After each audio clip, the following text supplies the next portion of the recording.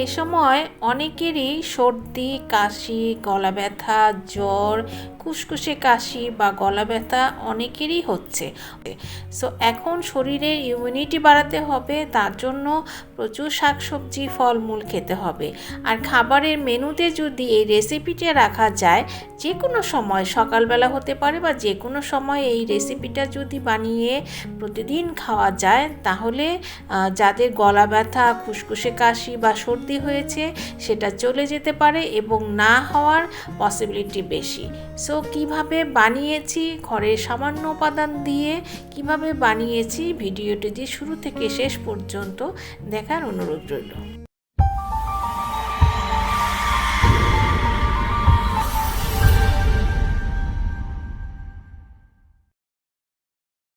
আমি দুটো লেবু নিয়েছি, তোমরাও যে কোনো সাইজের যে কোনো লেবু নিতে পারো, ছোট বড় যেটাই হোক নিতে পারো। এই লেবু দুটিকে ভালো করে জল দিয়ে পরিষ্কার করে নিতে হবে, কারণ লেবুর গায়ে যাতে কোনো রকম ময়লা না থাকে, কোনো জীবাণু না থাকে। লেবু দুটিকে দেখতে পাচ্ছ একটু উষ্ণ গরম জল দিয়েছি এবং তার সাথে লবণ দিয়েছি। এই লবণ দিয়ে ঘষে লেবু দুটিকে পরিষ্কার করব, কারণ লেবুর খোসাতে যাতে কোনো রকম জীবাণু না থাকে বা কোনো রকম ময়লা না থাকে।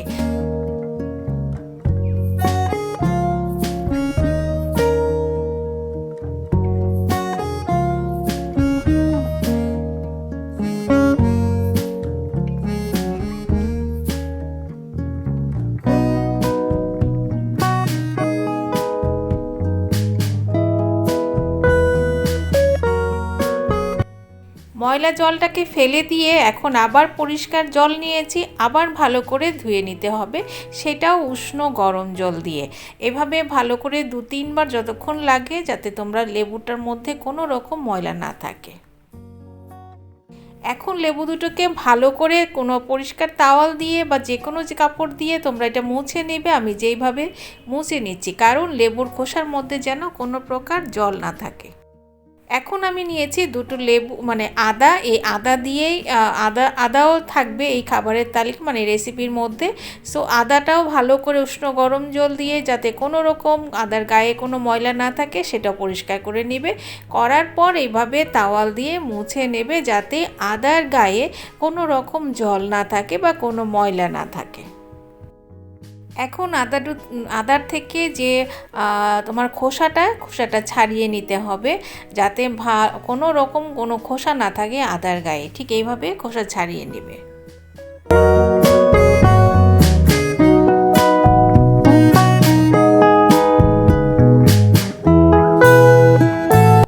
এখন যেটা করছি সেটা হচ্ছে লেবু থেকে মানে একদম পাতলা করে স্লাইস করে কেটে নিতে হবে। যে কোনো সাহায্যে ছুরি বা বটি দিয়ে তোমরা যেভাবে পারো পাতলা পাতলা করে স্লাইস করে নিতে হবে। আমি যেই রকম করে করছি।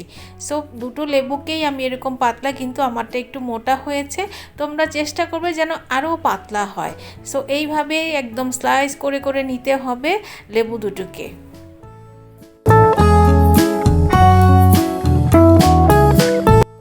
এখন যেটা করছি সেটা হচ্ছে লেবুর যে স্লাইস করে কাটা হয়েছে সেটা একটা পাত্রে নিয়েছি, তোমরা যে কোনো পাত্রে নিবে। আবার আদাকেও স্লাইস করে নিচ্ছি ঠিক এইভাবেই, যে পাতলা পাতলা করে। যেটা আমি ছুরি দিয়ে আমার কাটার তেমন একটা অভ্যাস নেই, কিন্তু তোমরা যদি পারো সে একদম স্লাইস করে পাতলা করে আদাকে কেটে নিবে ঠিক এইভাবে। এখন যেটা করছি, যে এই কন্টেনারের মধ্যে এই রেসিপিটা রাখা হবে, এই যে বানিয়ে, সেটাকে ভালো করে উষ্ণ গরম জল দিয়ে ভালো করে ধুয়ে নেবে। আমি যেভাবে ধুয়ে নিচ্ছি, কারণ এটার মধ্যেও যাতে কোনো রকম জীবাণু না থাকে, কোনো ময়লা না থাকে। সো এইভাবে গরম জল দিয়ে ভালো করে একদম কন্টেনার মুখা ঠিক ভালো করে পরিষ্কার করে নেবে। এখন এই কন্টেনারটাকে ভালো করে মুছে নিতে হবে, যাতে কন্টেনারের ভিতরে কোনো রকম জল না থাকে, কোনো ময়লা না থাকে। ভালো করে শুকনো তাওয়াল দিয়ে একদম পরিষ্কার করে মুছে নেবে, যাতে কোনো রকম জল না থাকে। এখন যেটা করছি সেটা হচ্ছে এই লবঙ্গ যেটুকু দেখাচ্ছি সেই লবঙ্গটাও ধুয়ে নিয়েছি, মুছে নিয়েছি, আর তার সাথে মধু নিয়েছি। এখন এই যে লেবুকে স্লাইস করে কেটে নিয়েছি সেটাকে এক পিস করে এখানের ভিতরে মানে কন্টেনারের ভিতরে রাখছি, তার সাথে আদা রাখছি, তার সাথে লবঙ্গ রাখছি। ঠিক এইভাবে করে এক পিস করে এরকম সাজিয়ে রাখবে। একটার পর একটা লেবু দেবে, আদা দেবে, লবঙ্গ দেবে এবং তারপর কি হবে, মধু দিয়ে ছড়িয়ে দিতে, মানে পুরোটা লেবুর গায়ে মধু মাখিয়ে দিতে হবে। সো এইভাবে করতে করতে কন্টেনারটা ভরে ফেলবে।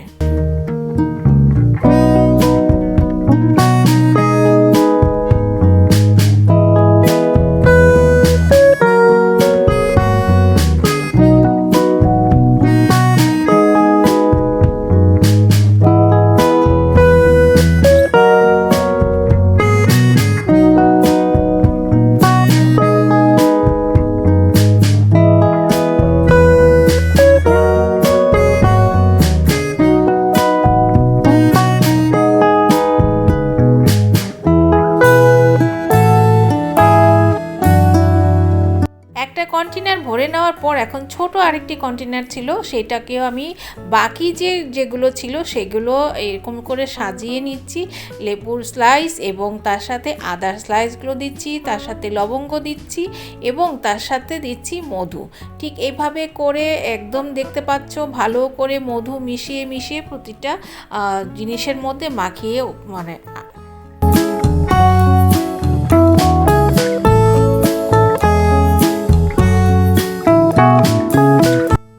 কন্টেনারটা ভালো করে যাতে মুছে নেবে, যাতে বাইরের দিকে কোনো মধু বা কোনো ময়লা না থাকে। তারপর কন্টেনারটা ভালো করে আটকে নেবে। আটকে নেওয়ার পর 24 আওয়ার্স এইভাবে উপুর করে রাখবে, যেটা আমি যেভাবে উপুর করে রাখছি দেখাচ্ছি, ঠিক এইভাবে 24 আওয়ার্স এটাকে উপুর করে রাখবে। তো তারপর কোনো ফ্রিজে রাখবে না, নর্মাল জায়গায় এই দুটো কন্টেনারকে উপুর করে রেখে দেবে। 24 আওয়ার্স পর এবার সেটার একটা কন্টেনার থেকে এইভাবে দেখো পুরো মধু, লেবুর রস, আদার রস, লবঙ্গের রস পুরোটাই মেখে গেছে। এখানে কিন্তু কোনো প্রকার জল দেওয়া হয়নি।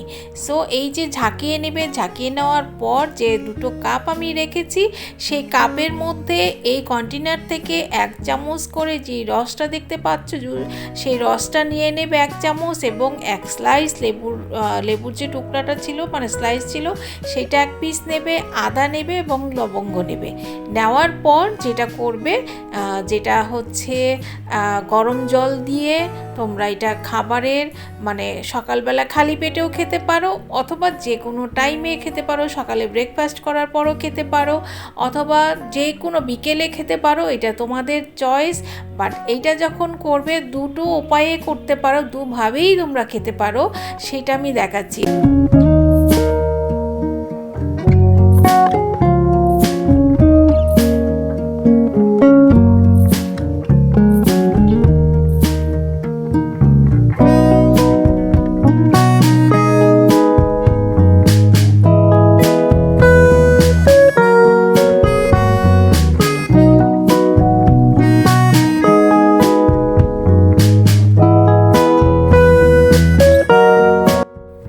কাপে আমি যেটা দেখাবো সেইভাবে খেতে পারো। এইটার মধ্যে দিচ্ছি উষ্ণ গরম জল, এই গরম জল দিয়েও কিন্তু তোমরা এটা শুধু খেতে পারো। আরেকটার মধ্যে স্ট্রেনারের মধ্যে একটু চা পাতা দিয়ে চায়ের লিকার করে সেই চাটাও তোমরা খেতে পারো আফটার ব্রেকফাস্ট বা খালি পেটে বা যে কোনো বিকেলে যে কোনো সময় তোমাদের ইচ্ছে হবে সে এভাবে চা বানিয়ে চায়ের মতো করে খেতে পারো।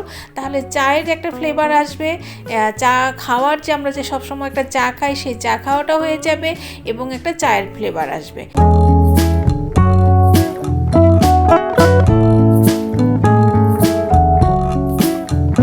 ভিডিওটি যদি ভালো লেগে থাকে লাইক, শেয়ার এবং কমেন্টস করতে একদমই ভুল করবে না। আর আমার চ্যানেলটিকে সাবস্ক্রাইব করবে আর পাশে থাকা যে বেল আইকনটি সেটি একটু ক্লিক করে রাখবে। আবার নতুন ভিডিও নিয়ে তোমাদের সামনে হাজির হব। ততদিন তোমরা খুব ভালো থেকো, সুস্থ থেকো এবং নিরাপদে থেকো।